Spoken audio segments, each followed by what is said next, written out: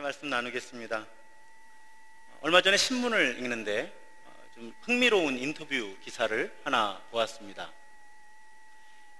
영화들 좋아하시는 분들 많이 계시죠? 아마 명절에 극장에 가지 않으셔도 요즘에는 케이블 TV나 또 명절이 되면 공중파에서 영화를 하니까 우리들이 영화를 잘 보게 됩니다. 저도 어젯밤에 안시성이라고 하는 영화를 보았는데 좀 전쟁 장면이 징그럽기는 하지만 그래도 우리나라 고구려 시대에 저런 일들도 있었구나 하는, 물론 영화니까 각색이 되었겠죠. 극화가 되었겠지만 그래도 인터넷도 영화 보면서 좀 찾아보면서 옛날 고구려 시대에 어떤 일이 있었나, 연개소문 이런 거 찾아보면서 저도 영화를 즐겁게 보았습니다.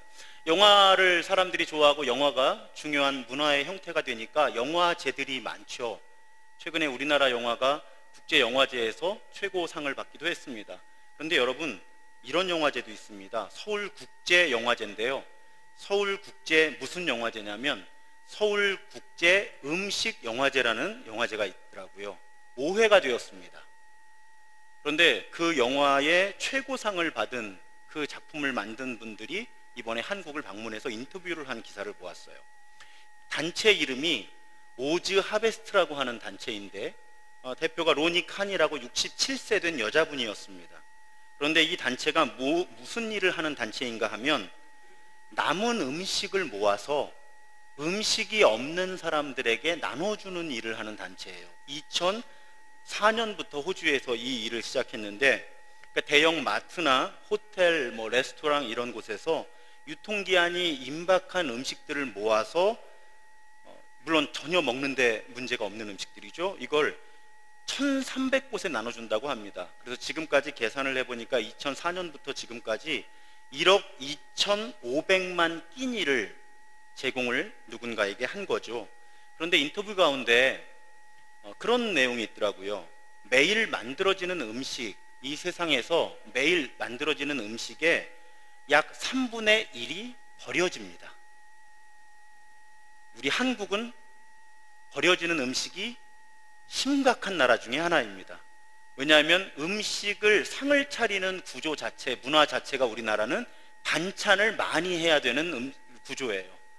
그러니까 음식을 많이 하게 되고 많이 버리게 됩니다. 우리나라는 거의 세계 최고로 음식물을 많이 버리는 나라예요. 근데 이제 하여튼 이분 이야기가 이 세계에서 만들어진 음식의 3분의 1이 버려지는데, 그런데 지금 지구상의 굶주림에 시달리는 사람이 8억 명이랍니다. 8억 명. 그러니까 아이러니죠. 이 세상은 지금 음식이 남아 돌아서 음식의 30%가 쓰레기통으로 들어가는 세상인데 전 세계 인구 가운데 8억은 심각한 굶주림에 시달리고 있다는 것입니다. 그것이 오늘날 우리가 살아가는 세상이에요. 배고픈 사람들은 언제 어디나 있습니다. 특히 아까도 기도 가운데 그런 고백을 했지만 명절이 더 배고프고 외로운 분들 계시잖아요. 제가 어제 사무실에 있는데 한 분이 찾아오셨어요. 장애가 있는 분이었는데 술 냄새가 매우 심하게 났습니다. 물론 도움을 요청하는, 그런데 무조건 교회에 도와달라는 건 아니었고요. 본인 같은 사람이 혹시 며칠을 기거하면서 정부에서 제공하는 고용 프로그램의 혜택을 볼 수 있는 그런 네트워크를 아느냐 하고 저에게 물었습니다. 굉장히 미안하고 죄송했던 게, 저도 이 지역이 낯설기도 하고 아직 정보가 없더라고요. 교회 식당이 보이니까 밥 한 끼를 얻어먹을 수 있겠냐고 하는데, 평소 같으면 주일 음식을 준비하고 뭐가 있었을 텐데 없죠. 그래서 제가 그냥 한 끼를 드실 수 있는 비용을 드리고 돌려보냈는데, 명절이 더 힘들고 괴롭고 배고픈 분들이 계신 겁니다. 이 세상에는. 예수님 시대에도 그랬습니다. 오늘 예수님과 함께하는 사람들이 배가 고파요. 그런데 그 숫자가 얼마였는가 하면 어린이와 여성을 제외하고 5,000명이니까 아마 10,000명은 좋게 넘는 사람들이 예수와 함께 있는데 배고픔을 겪고 있었습니다. 배고픈 것이 일시적인 현상이 아니었고요. 당시의 사회 구조적인 문제였습니다. 한 자료에 따르면 당시의 갈릴리 지역, 예수가 활동했던 갈릴리 지역의 80%를 농민들이 차지하고 있었는데, 혹은 어부였겠죠. 그런 층의 사람들이었는데 세금을 세 종류의 세금이 부과되었다고 합니다. 첫 번째 세금은 로마 정부, 식민지하였기 때문에 로마 정부에다가 납부를 해야 되는 세금이 소득의 약 15%였다고 합니다. 그런가 하면 그 갈릴리 지역을 통치하는 지방 정부에 납부해야 되는 세금, 그걸 공세라고 풀었는데요. 약 수입의 20에서 많게는 35%를 차지했다고 합니다. 그리고 이스라엘 사람들은 성전 세를 냈죠. 그러니까 오늘날 우리의 헌금하고는 다릅니다. 누구나 내야 되는 거였고요. 그 11조를 포함한 여러 헌물, 종교적 헌물이 약 10에서 20%를 차지했다고 합니다. 그렇게 계산을 해보면 중산층, 생산을 담당하는 그 7, 80%의 층이 내야 되는 세금이 수입의 70%까지 차지할 수 있습니다. 여러분, 우리의 한번 상황에 접목해 보죠. 만약에 저와 여러분이 한 달 소득의 70%를 로마 정부와 지방 정부와 성전에 세금으로 의무 부과를 해야 된다고 하면 우리의 삶이 얼마나 빈곤해지겠습니까? 당시에 농민들이 놓였던 삶이 그랬다는 것입니다. 근데 그 책에 보면 뭐라고 표현을 하고 있는가 하면 농민들의 관심은 얼마를 빼앗겼냐가 아니라 얼마가 남았느냐에 있었다는 거예요. 왜냐하면 남은 것 가운데 20% 정도는 다음에 농사를 지을 준비에 투자를 하거나 비축을 해두어야 되기 때문에 얼마가 지금 나한테 남아있나, 내년 농사는 지을 수 있나 하는 것이 관건이었다는 거고요. 여러분, 구약을 잘 알고 계시지만 이스라엘 사람들, 당시 사람들에게 땅이라고 하는 건 우리의 생각과는 전혀 다른 개념입니다. 왜요? 이스라엘 사람들은 가나안 땅에 도착해서 땅을 공평하게 분배를 받았고요. 적어도 성경의 명령은 희년 50년에 한 번씩 그 땅을 본래 소유주에게 돌려주어야 하기 때문에 이 땅이 갖는 의미가 우리와 달랐습니다. 이 땅은 하나님과의 근본적인 언약으로 주어진 것이고 하나님이 기본적으로 누군가 모든 사람에게 공평하게 나누어 주신 몫이에요. 그런데 로마 강점기에 이런 정치, 경제, 사회 구조 속에서 70% 정도를 세금으로 뜯기는 농민들이 자기 땅을 지킬 방법이 없는 겁니다. 그러니까 많은 농민들이 한 해 한 해 지나면서 땅을 잃고 소작농으로 전락한다든지 혹은 농사를 짓지 못하고 그냥 허드렛 일을 하면서 생계를 겨우 유지해야 되는 그런 삶으로 전락해 갔다는 것입니다. 그래서 역사, 성경 밖의 역사 기록들을 살펴보면 이 예수의 생애를 전후로 해서 이 팔레스타인 땅에는 크고 작은 밀란과 항쟁들이 끊임없이 일어납니다. 당시 정치, 경제, 사회가 매우 취약했기 때문에 여러분, 한국 사람들은 이 분위기를 이해하기 쉽다고 말씀드렸죠. 일제 강점기를 생각하시면 됩니다. 열심히 농사를 지으면 그 쌀은 아주 헐값에 일본으로 팔려가고 이런 상황이 되는 거죠. 그런 상황을 이 예수의 시대에도 팔레스타인 사람들이 겪었다는 것입니다.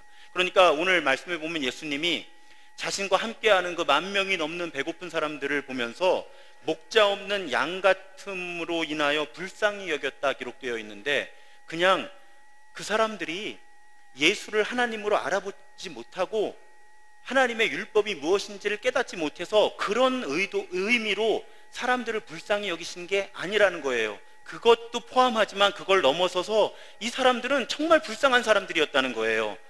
나라를 잃고 로마의 강점기 안에서 하나님께서 주신 땅을 잃고 먹고 살 것을 걱정하며 살아야 됐던 사람들. 다음 주 설교에 나오지만 종교 지도자들은 또 정치 지도자들은 이때 호의호식을 하고 있었거든요. 아직 많이 깨닫지 못하셨겠지만 지금 마가복음의 순서를 조금 바꾸었습니다. 원래 오늘 본문이 그 12세 이하의 어린이들 교육에 안 좋은 본문이거든요. 왕이 바람피고 세례 요한 살해당하고 막 이런 본문이어서 명절 분위기에도 맞지 않고 특히 오늘 예배드리는 어린이들 정서를 해칠 염려가 있어서 주중에 말씀을 바꾸어서 오병이어의 본문을 둔 거예요. 백성들이 지금 이렇게 굶주리고 있는데 똑같은 시간에 왕은 잔치하고 세례 요한의 목 베고 그러고 있었던 거예요. 그러니까 예수님 입장에서 이 백성들이 얼마나 불쌍해요. 정치, 경제, 사회, 종교적으로 기댈 지도자 없는, 그러면서 이 배고픔을 버텨내야 되는 그런 사람들, 예수님은 이런 사람들을 불쌍히 여기셨다는 것입니다. 자, 밥때가 됐는데 대책이 없잖아요. 근데 오늘 말씀을 모르시는 분들이 여기 거의 없죠. 그 유명한 오병이어 사건이잖아요. 예수님이 오병, 떡 5개하고 이어 물고기 2마리로 사람들을 배불리 먹이십니다. 배불리 먹이시는 과정에 예수님이 이런 행동을 하시죠. 예수께서 떡 5개와 물고기 2마리를 가지사 하늘을 우러러 축사하시고 떡을 떼어 제자들에게 주어 사람들에게 나누어 주게 하시고 또 물고기 2마리도 모든 사람에게 나누시매. 그래서 이 사건, 오병이어 사건과 이 사건에 대한 묘사는 하나님의 공급하심에 대한 성경의 가장 대표적인 사건 가운데 하나입니다. 특히 이 동작이요, 이 마가복음이 기록된 것은 예수님 승천하시고 30년 이상 이후잖아요. 무엇을 교회에 모인 사람들에게 연상을 시키는가 하면 성찬을 연상시키는 동작이세요. 성찬을 목회자가 집례를 하면 떡을 가지사 축사하고 떡을 떼어 나누며 이것은 내 몸이다 하는 그 동작이죠. 그러니까 아마 성령을 통해 이 마가복음을 기록하게 하실 때 아마 이 마가복음을 듣는 그 마가복음의 공동체 사람들은 예수님이 성찬을 통해 자신을 나눠주시는 모습을 연상했을 것이다. 제가 봉헌 기도를 할 때 여러분 잘 들어보시면 봉헌할 때 봉헌한 분들의 일용할 양식을 하나님이 공급해달라는 기도를 함께 할 때가 많이 있습니다. 그럴 때 어떻게 고백하는가 하면 광야에서 만나를 주신 하나님, 광야에서 오병이어를 허락하신 하나님이 오늘 우리의 일용할 양식을 공급해 주십시오라고 제가 그렇게 기도를 하죠. 그러니까 떡 5개와 물고기 2마리라고 하는 매우 보잘것없는 음식을 가지고 하나님은 그것을 통해서 많은 사람들을 공급해 주신 것입니다. 일용할 양식을 해결해 주신 것이죠. 여러분, 주님의 기도, 주님께서 가르쳐 주신 기도잖아요. 거기에서 예수님이 우리에게 뭐라고 기도하라고 가르치셨냐면 일용할 양식을 구하라고 가르치셨어요. 안 주실 거면 그렇게 기도를 안 시키셨겠죠. 그러니까 우리가 주님의 기도를 드릴 때마다 정말 고백하는 거예요. 내 일용할 양식은 하나님이 주신다. 그리고 그 표적으로 구약의 광야에서는 다 광야예요. 빈들이잖아요. 여기는 결국 광야거든요. 왜요? 광야는 먹을 게 없어요. 그러니까 광야에 대책 없는 삶 속에서 하나님은 일용할 양식을 공급해 주시는 분이고, 그것을 이 오병이어의 사건을 통해서 당시의 사람들과 성경을 통해서 이 기록을 읽는 우리 같은 사람들에게 하나님이 일용할 양식을 공급하시는 하나님이라는 분명한 메시지를 전달해 주는 사건이 이 오병이어의 사건입니다. 이 부분은 우리가 다 알고 계시죠. 그래서 복음서에 일어나는 모든 기적들의 가장 밑바닥에 있는 근본적인 의도가 뭐라고 말씀드렸는가 하면 예수가 어떤 분인지, 예수가 지금 이루시고자 하는 하나님의 나라가 어떤 곳인지를 드러내는 표적이라고 지난주에도 힘주어 말씀드렸잖아요. 그러니까 오늘 이 사건도 그 근본을 깔고 있는 예수님의 의도는 예수님이 창조주 하나님으로서 모든 일용할 양식을 공급해 주실 수 있는 능력이 있는 분이고, 예수님이 이 땅에 회복시키고자 하는 하나님의 나라는 누구는 배부르고 누구는 배고픈 나라가 아니라, 제가 가끔 멘트로 그런 말씀 드리잖아요. 굶어 죽는 사람은 없어야 된다고, 하나님의 나라라면. 그 표적을 보여주신 거죠. 그것이 오늘 이 사건의 가장 밑바닥에 깔려있는 하나님의 근본적인 의도입니다. 그런데 여기까지만 묵상하면 우리가 할 수 있는 일이 없잖아요. 우리는 그냥 일용할 양식을 공급해 주십시오 기도하는 것에서 멈추게 돼요. 그런데 오늘 말씀을 조금 더 들여다보면 이 오병이어의 기적을 행하시고 일용할 양식을 공급해 주시는 만나와 오병이어의 하나님이 그 일을 행하실 때 하나님을 따라 사는 사람들, 하나님의 백성들, 예수 그리스도의 제자들이 할 일이 있다는 메시지가 오늘 말씀엔 또 담겨져 있어요. 그 이야기를 오늘 좀 깊이 나눠보려고 합니다. 36절에 보면 제자들이 뭐라고 하는가 하면, 예수님, 이 무리들을 보내서 이제 두루 돌아다니면서 마을에 가서 뭘 좀 사 먹으라 그러시죠. 제자들이 이렇게 예수님께 말씀을 드립니다. 무슨 의미예요? 제자들은요, 지금 이 배고픈 사람들의 음식을 해결할 책임이 본인들 당사자들에게 있다고 믿었던 거예요. 그러니까 가서 사 먹으라고 하자, 이것이 제자들의 관점이었어요. 그런데 예수님이 뭐라고 말씀하세요? 37절에 보면 너희가 먹을 것을 주어라, 이렇게 말씀하시는 거예요. 예수님은 이 10,000명이 넘는 군중들을 먹여야 되는 책임이 본인과 제자들에게 있다고 고백하신 것이죠. 책임의 문제에 있어서 예수와 제자들은 분명히 다른 입장입니다. 배고픈 사람은 배고픈 사람들이 책임이죠. 예수님은 너희가 먹을 것을 주어라. 자, 가지고 있는 것이 무엇이냐의 태도도 예수와 제자들이 달랐습니다. 너희가 먹을 것을 주어라 하니까 제자들이 어떤 반응을 보이죠?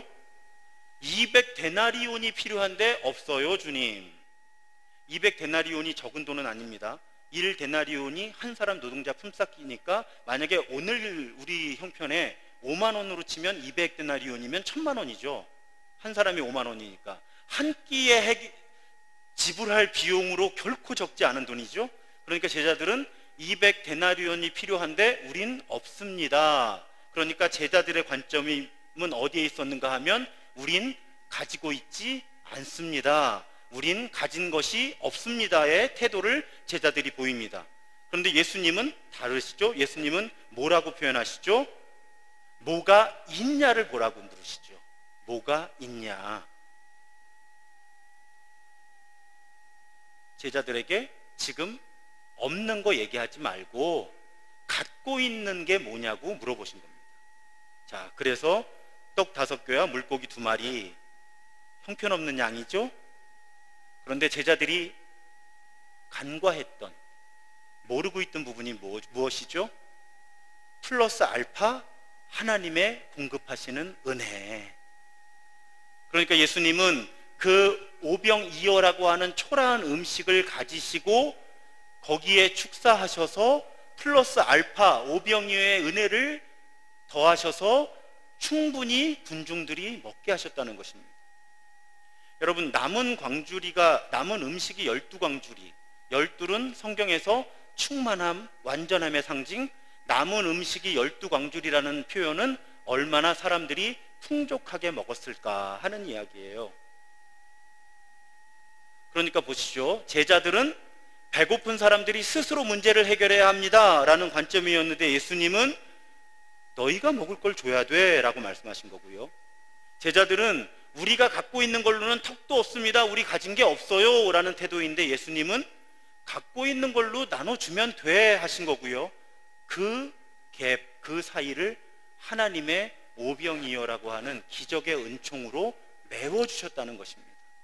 그래서 오병이어의 초라한 음식으로 10,000명이 넘는 사람들이 배불리 먹을 수 있는 이 사건을 예수님이 허락하셨다는 것이죠. 그래서 우리가 배워야 될 결론이 분명해지는 겁니다. 이 사건 속에서 우리는 제자들의 관점이 아니라 예수의 관점을 배워야 한다는 거죠. 제자들의 태도가 아니라 예수의 태도를 가지고 우리 삶에 접근할 때 우리는 하나님께서 지금도 이 땅에서 이루시고자 하는 오병이어라고 하는 그 사건의 도구로 쓰임받을 수 있게 된다는 것입니다.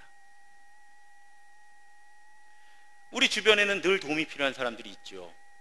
그런데 여러분, 가슴에 손을 얹고 스스로 생각해 보면 저도 제자들의 모습을 많이 닮았죠. 이 땅에 배고픈 사람들이 많다 하는 이야기를 들으면 내가 어떻게 다 그 사람들이 알아서 책임져야지 제 책임으로 생각을 하지 않죠. 또 뭔가를 도우려고 해도 나는 가진 게 부족해. 교회에서 누구 불우이웃 돕자고 하면 간혹 그런 분 계시잖아요. 내가 불우이웃이야, 내가 불우이웃. 나를 도와야지. 우리 이럴 수 있는 거예요. 그러니까 오늘 말씀 속에 오병이어의 기적을 가로막았던 제자들의 태도를 오히려 우리가 아주 쉽게 갖는 거죠. 아니, 그건 그 사람들 책임이지 우리가 그걸 다 어떻게 해? 우리 형편도 어려운데 우리가 어떻게 도와? 이게 바로 제자들의 태도였고 아주 많은 경우에 우리들의 태도입니다. 그런데 예수님이 물어보시는 거죠. 아니, 너희들의 책임이야. 너희들이 가지고 있는 걸로 나누어. 그 나머지는 내가 해. 그것이 예수님이 오늘 우리에게 주시는 메시지라는 것입니다. 이 묵상을 할 때마다 잊혀지지 않는 이야기가 있어요. 미국의 그 연합감리교회, UMC 교회 중에 아주 그 영향력 있는 교회 가운데 부활의 교회라는 교회가 있습니다. 거기 아담 해밀턴이라는 목사님인데 제가 개인적으로도 몇 번 만나고 교제한 적이 있어요. 근데 이분의 강의를 듣다가 알게 된 이야기입니다. 한 10년쯤 전에 있었던 이야기예요. 이 아담 해밀턴 목사님이 잠비아를 방문합니다. 가난한 사람들이 많아요.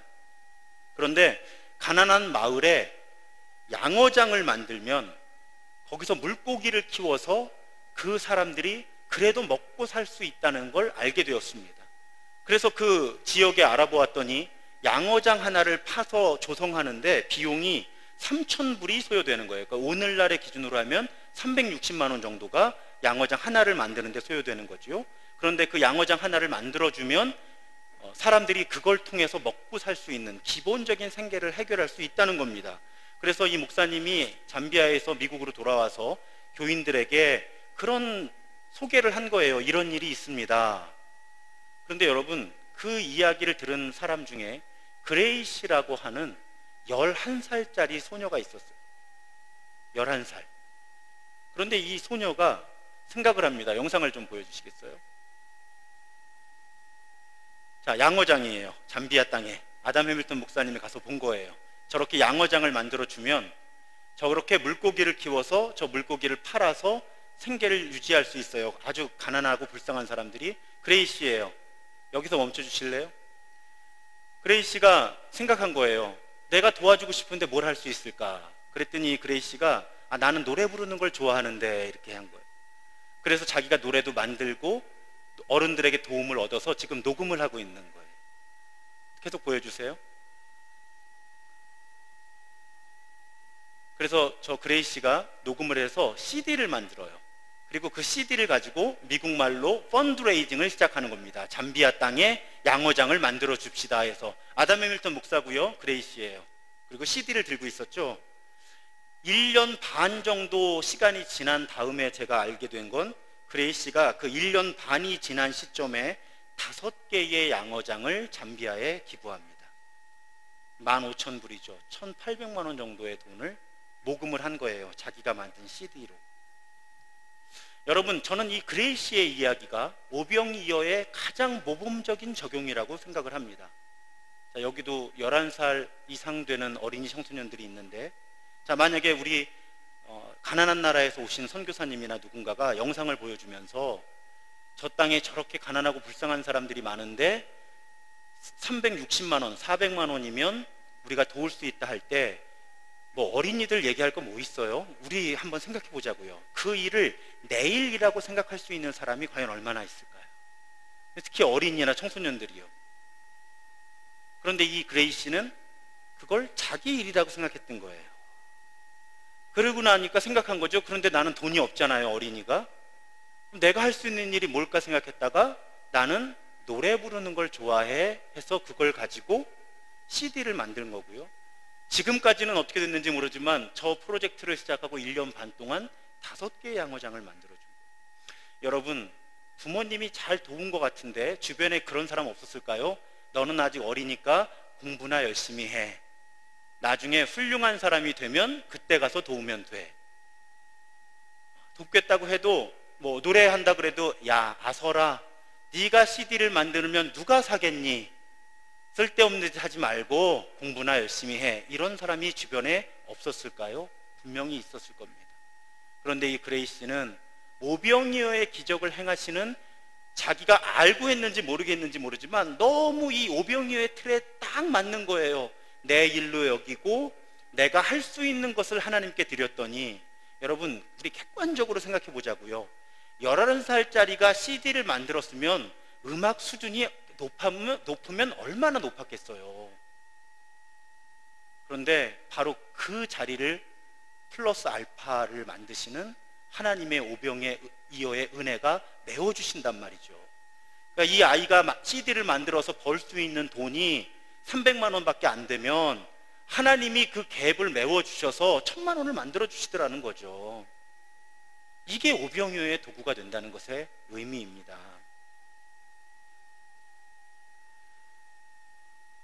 우리 크리스천의 구원에 대해서 잘 생각해야 돼요. 지난 주일 오후에 사도신경을 나누면서 몸의 부활을 말씀드렸습니다. 성경에서 말씀하는 우리의 구원은 죽은 다음에 영혼만 빠져나가는 구원이 아니라 최종적으로 완전한 구원은 몸이 부활하는 구원이라고 말씀을 드렸죠. 믿음에 대한 오해도 참 많아요. 믿으면 구원받는다의 믿음이 뭘까? 여러분, 우리 교회 수준 높은 성도님들은 다 아시겠지만 믿음과 행동을 분리시키는 개념은 성경에 없습니다. 성경에서 믿음이라고 말할 때 그 믿음이라는 말은 그 믿음으로 말미암아 실천하게 되는 모든 행동을 함께 이야기하고 있는 거예요. 그래서 교회에서 설교하기 매우 부담스러운 설교 가운데 하나가 마태복음 25장의 말씀입니다.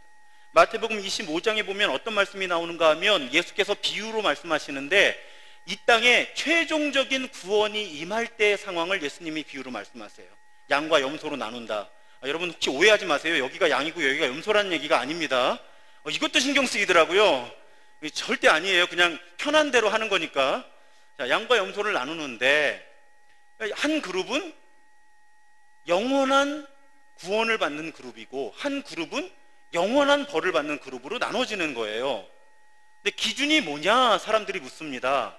그랬더니 예수님 뭐라고 말씀하시는가 하면 구원을 받은 사람들에게는 내가 굶주렸을 때 너희가 먹을 것을 주었고 내가 목마를 때 너희가 마시게 했고 내가 나그네 되었을 때 너희가 나를 영접했고 내가 헐벗었을 때 너희가 옷을 입혔고 내가 병들었을 때 너희가 나를 돌보았고 내가 옥에 갇혔을 때 너희가 와서 보았기 때문에 너희가 영원한 생명을 얻는다 말씀하시는 거예요. 그러니까 두 그룹이 다 난리가 난 거죠. 일단 영벌에 처하게 된 그룹이 난리가 났습니다. 저희가 언제 예수님이 어려움에 처했는데 안 도왔습니까? 또 반대로 영생을 얻은 그룹도 물어보는 거예요. 주님 구원해 주신다니까, 말을 바꾼 거예요 제 말로. 아니 구원해 주신다니까 감사하기는 한데 솔직히 저희가 언제 주님 굶주렸을 때 먹을 걸 드리고 감옥에 가실 때 저희가 신방 안 갔는데요. 그때 예수님이 그 유명한 말씀을 하시잖아요. 40절에 보면 임금이 대답하여 이르시되 내가 진실로 너희에게 이르노니 너희가 여기 내 형제 중에 지극히 작은 자 하나에게 한 것이 곧 내게 한 것이다. 그리고 45절에서 뭐라고 하시죠? 이 지극히 작은 자 하나에게 하지 아니한 것이 곧 내게 하지 아니한 것이다. 여러분, 그래서 지금 작은 자를 돌보고 섬겼느냐 그렇지 않느냐가 하면 좋고 안 해도 할 수 없는 게 아니고요, 구원의 기준으로 성경에 제시가 되는 거예요. 지금 이런 본문은 우리가 읽기가 불편한 거예요. 왜? 하도 믿으면 구원받아 하다 보니까 그 고백에 이런 본문이 방해를 하거든요. 그러니까 우리가 성경을 정직하게 읽지 않게 되는 거예요. 이건 예수님이 직접 말씀하시는 거예요. 여기 있는 사람 중에 지극히 작은 자에게 잘하면 나한테 잘한 거니까 구원을 받고, 여기 있는 사람 중에 지극히 작은 자에게 하지 않은 건 그건 나에게 하지 않은 거니까 너희들은 영원한 벌을 받을 거야. 여기 어디에 예수 잘 믿어서 구원받는다는 얘기가 있어요? 예수를 잘 믿는다는 건 지극히 작은 자에게 나누고 섬기는 것이다 하는 것을 다 포함하는 가르침이죠. 물론 또 다른 설교를 많이 들으실 테니까 여기서 지극히 작은 자의 기준이 좁은 의미와 넓은 의미가 있어요. 좁은 의미는 여기 있는 내 형제라는 표현에서 복음을 전하는 사도들을 지칭한 것이다. 그럼 좁은 의미가 돼요. 그러면 확대 해석을 해야 목사, 선교사 이렇게 되는 거죠. 저는 그렇게 보지 않습니다. 왜냐하면 예수님이 이미 우리가 마가복음 읽어오고 있지만 가족 개념을 확대하셨잖아요. 내 말을 지키는 사람이 내 가족이라고 선언하셨어요. 그러니까 예수님이 형제라고 표현하셨을 때 저는 그 개념을 모든 예수를 따라 사는 사람들로 확대해도 전혀 문제가 없다고 생각을 합니다. 하지만 여러분이 선택하실 수는 있어요. 어쨌든 작은 자에게 한 게 예수님께 한 거라고 예수님은 구원의 기준으로 우리에게 제시하셨다는 것입니다. 요한 1서에 유명한 말씀 있잖아요. 사랑하는 자들아 우리가 서로 사랑하자. 사랑은 하나님께 속한 것이니 사랑하는 자마다 하나님으로부터 나서 하나님을 알고 사랑하지 아니하는 자는 하나님을 알지 못하나니 이는 하나님은 사랑이십니다. 여러분, 우리가 도움이 필요한 사람에게 과시하기 위해서나 의무감이 아니라 사랑으로 뭔가를 줄 때요, 이 사랑이 눈에 보이잖아요. 저는 그 순간이 하나님의 임재가 눈에 보이는 순간이라고 고백하는 거예요. 왜? 하나님이 사랑이신데, 여러분, 기도할 때 방언받고 입신하고 병이 나은 것이 하나님의 임재의 상징입니까? 그럴 수 있지만 아닐 수도 있어요.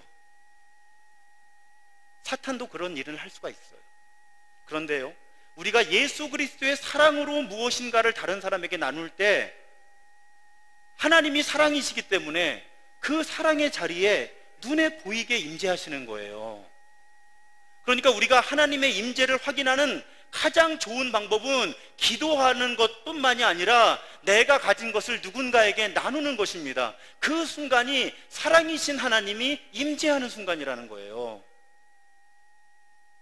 우리들이 자꾸 지난주 오후의 말씀처럼 영혼 구원, 영적인 거에 대한 오해 때문에 하나님의 임재에 대한 것도 너무 오해하고 있는 거예요. 하나님의 임재 체험은 신비한 체험으로도 오지만 아주 작은 사랑의 실천을 통해서도 하나님의 임재가 드러나는 거예요. 제 논리를 잘 생각해 보세요. 틀렸는지. 하나님이 사랑이신데 내가 지금 사랑을 실천하고 있잖아요. 그럼 하나님이 여기 계신 거잖아요. 그래서 제가 제일 좋아하는 찬양 가운데 이런 찬양이 있어요. 사랑의 나눔 있는 곳에 하나님께서 계시도다. 한번 같이 불러보실래요? 쉽죠? 사랑의 나눔 있는 곳에 하나님께서 계시도다. 아멘. 그래서 우리는 하나님 때문에 사랑을 실천하며 하나님의 임재를 누리는 겁니다. 한 걸음만 더 들어가 보죠. 왜 우리는 그렇게 하지 못할까? 가장 근본적인 이유는요, 예수님은요, 예수님을 따르는 사람들을 불쌍히 여기셨어요. 그런데 이 비슷한 사건이 마가복음 8장에도 나오거든요. 거기서는 4,000명을 먹이세요. 그런데 거기서도요, 성경은 분명하게 증언합니다. 마가복음 8장 2절에 보면 내가 무리를 불쌍히 여긴다. 그들이 나와 함께 있은 지 이미 사흘이 지났으나 먹을 게 없다. 만일 내가 그들을 굶겨 집으로 보내면 길에서 기진할 거다. 이 중에는 멀리서 온 사람들도 있다. 그러니까 예수님이 이 오병이어의 이적을 행하셨던 가장 근본적인 마음은 불쌍히 여기는 마음이에요. 나를 따라서 10,000명이 넘게 이렇게 따라오고 있는데 이 사람들 불쌍하다는 거예요. 제자들은 그 마음이 없었던 거죠. 그러니까 배고픈 사람들이 자기 책임 져야죠, 이런 태도가 된 거예요. 여러분, 만약에 우리가 하나님의 마음을 품고요, 하나님이 세상을 바라보시는 관점으로 바라본다면 우리는 도움이 필요한 사람을 만났을 때 그래도 내가 할 수 있는 일을 해야 되겠다라는 마음을 품을 수 있게 된다는 것입니다. 한국의 월드비전이라고 하는, 한국이 아니고 사실은 세계적인 구호기관인데 월드비전이 한국에서 시작되었다는 건 알고 계시나요, 혹시? 그 이야기 잠깐 영상으로 보시겠습니다. 생각해보면 그리 멀지 않은 옛날입니다. 1950년 한국. 고요한 새벽을 뒤흔든 폭격과 함께 비극적인 전쟁이 시작됐습니다. 총성은 3년간 계속됐습니다. 전쟁에 남긴 건 씻을 수 없는 참혹한 상처뿐이었지요. 수많은 생명이 피를 흘렸고 삶을 가꾸던 터전은 잿더미로 남았습니다. 고통은 가장 약한 자를 제일 먼저 찾아오는가 봅니다. 부모를 잃고 갈 곳마저 잃은 어린아이들은 길 위에서 고통스런 나날을 보내야 했습니다. 너무나 참담한 현실, 불과 60년 전 우리들의 모습입니다.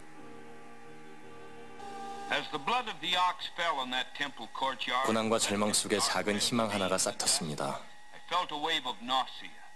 지구 반대편에 살고 있던 파란 눈의 미국인 밥 피어스 목사.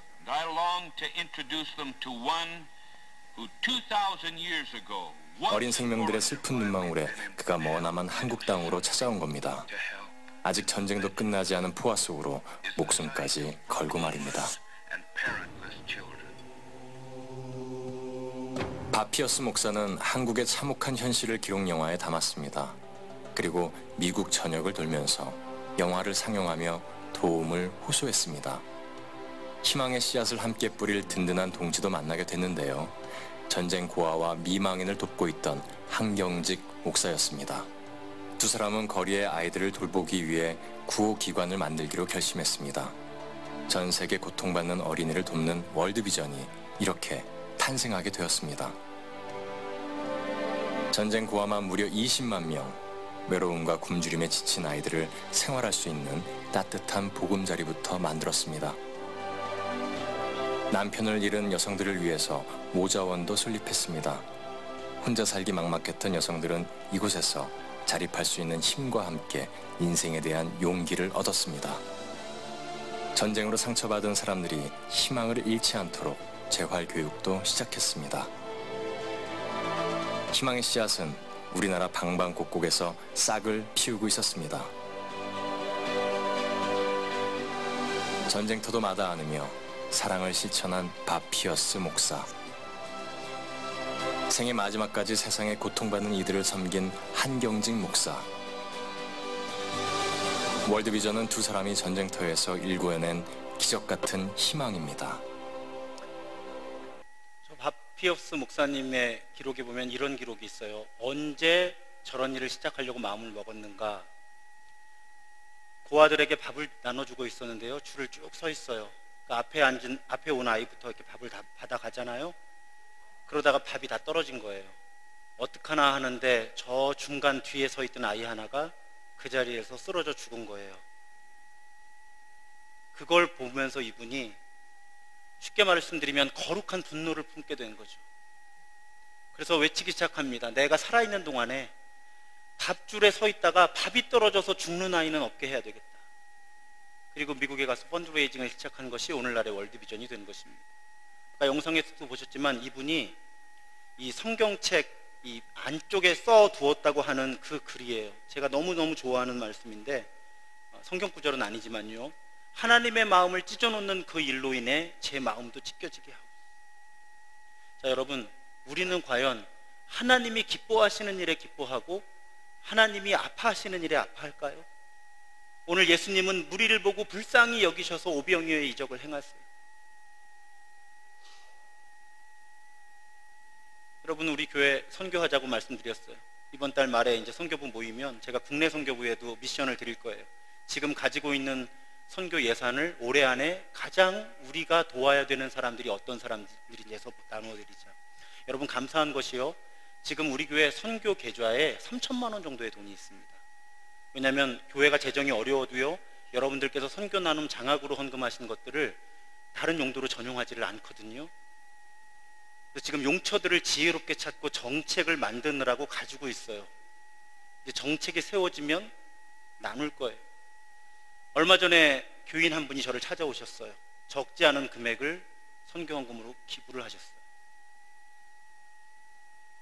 자식들이 준 용돈 모아오셨대요. 근데 교회에서 자꾸 선교 이야기를 하니까 내가 이것을 하나님 나라 확장을 위해서 사용하는 것이 가장 하나님 앞에 부끄럽지 않겠습니다 하고 가져오신 거예요. 그런 돈들이 모여서 지금 우리가 약 3천만 원의 돈을 가지고 있고요, 지혜롭게 사용하기 위해서 또 공동체가 한 마음으로 사용하기 위한 준비들을 지금 하나씩 해나가고 있는 거예요. 제가 모일 때마다 요즘에 그런 말씀드려요. 내년에는 예산의 10%는 교회 밖으로 내보내는 예산을 만들자. 최소. 왜요? 여러분, 원칙 정해놓지 않으면 돈 못 써요. 빚 갚아야죠. 우리 교회 안에 할 일이 얼마나 많아요. 원칙 정해놓지 않으면요, 제자들하고 똑같이 되는 거예요. 그 일 하려면 부족해요. 오늘 오병이어를 통해서 하나님 우리에게 주시는 말씀이에요. 그냥 우리 나눌 수 있는 거 나누라고 하시는 거예요. 그러면 하나님이 오병이어의 이적을 일으키시는 하나님이 하시겠다는 거예요. 우리 개인으로도 그렇게 오병이어의 도구로 쓰임받아야 하지만 우리 교회가 그런 교회로 나아가야 됩니다. 자꾸 사람들이 찾아오세요. 내일도 우리나라 이렇게 선교 쪽에서 매우 실무적으로 많은 일을 하시는 분들이 저랑 그렇게 사실은 가깝지 않은데 제가 신도중앙교회 담임으로 부임했다고 모임을 여기서 갖고 교회 축복하고 싶다 그래서 내일 우리 교회 오시거든요. 자꾸 선교하는 분들이 찾아오세요. 이렇게. 하나님이 우리 교회를 향한 부르심이 있는 거예요. 오늘 오병이어의 말씀 우리 깊이 새겨야 합니다. 쟤네 책임이에요. 아니에요. 우리가 도와야 돼요. 우린 가진 게 없어요. 있는 것만 줘 그냥. 그럼 하나님이 하시겠다는 거고요.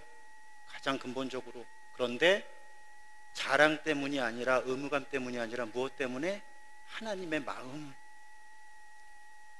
온 세상을 구원하시고자 아파하시는 그 하나님의 마음, 그 하나님의 마음이 우리를 아프게 해서 우리로 하여금 나누게 해야 된다는 거죠.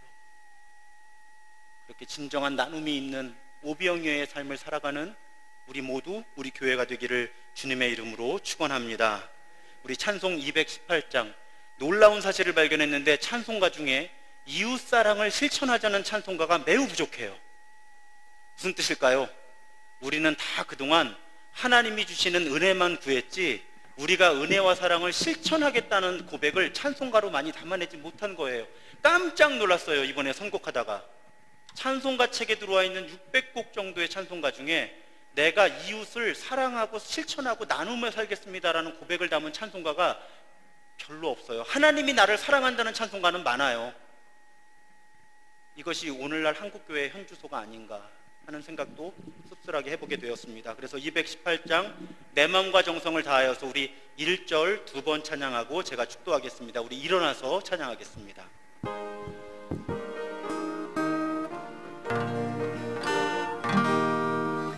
내 마음과 정성을 다하여서 주 너의 하나님을 사랑하라. 내 몸을 아끼고 사랑하는 형제와 이웃을 사랑하라. 주께서 우리에게 명하시니 그 명령 따라서 내 맘과 정성을 다하여서 내 맘과 정성을 다하여서 주 너의 하나님을 사랑하라. 내 몸을 아끼고 사랑하는 형제와 이웃을 사랑하라. 주께서 우리에게 명하시니 그 명령 따라서 살아가리. 기도하겠습니다. 하나님 감사합니다. 오병이어의 말씀을 통해 우리로 하여금 깨닫게 하시니 감사합니다. 하나님, 나에게 오병이어의 기적을 이루어 달라고 복비는 기도를 넘어서서 내가 오병이어의 도구가 되겠다고 기도하는 사람들 되게 하여 주옵소서. 도와야 될 책임이 나에게 있고, 하지만 단지 내가 가진 것으로만 나누어도 하나님이 하신다고 하는 오병이어의 믿음을 가지고 나누는 삶을 사는 우리가 되게 하여 주옵소서. 이것이 구원의 본질임을 놓치지 않는 우리가 되게 하여 주옵소서. 하나님, 예물을 드립니다. 오병이어의 하나님께서 사용하여 주실 줄로 믿습니다. 이 예물이 사용되는 곳마다 그리스도의 몸된 교회가 건강하게 세워지고 이 땅에 하나님의 나라가 확장될 줄 믿습니다. 땅끝까지 하나님 나라의 복음이 선포될 줄로 믿습니다. 하나님, 사용하여 주옵소서. 오병이어의 역사를 이루어 주옵소서. 일용할 양식을 구하라고 하신 주님, 우리 가운데 경제적인 형편으로 고통받는 신음하는 모든 믿음의 가정들, 주님 돌보아 주옵소서. 공급하여 주옵소서. 지금은 이 땅에 오셔서 하나님의 나라를 새롭게 선포하시고 십자가와 부활로 우리를 구원하신 예수 그리스도의 은혜와 우리가 드린 작은 것만으로도 크게 사용해 주시는 성부 하나님의 무한하신 사랑하심과 우리 안에서 끊임없이 이기적이고 개인적이 되어가는 우리의 마음을 돌이키시사 하나님이 사랑하시는 이 세상에 약하고 힘들고 병든 사람들을 돌보게 하시는 성령 하나님의 교통하심이 오늘 예배를 드리고 일상으로 돌아가는 모든 믿음의 자녀들 위해 이제부터 영원토록 함께 하시기를 간절히 축원하옵나이다. 아멘.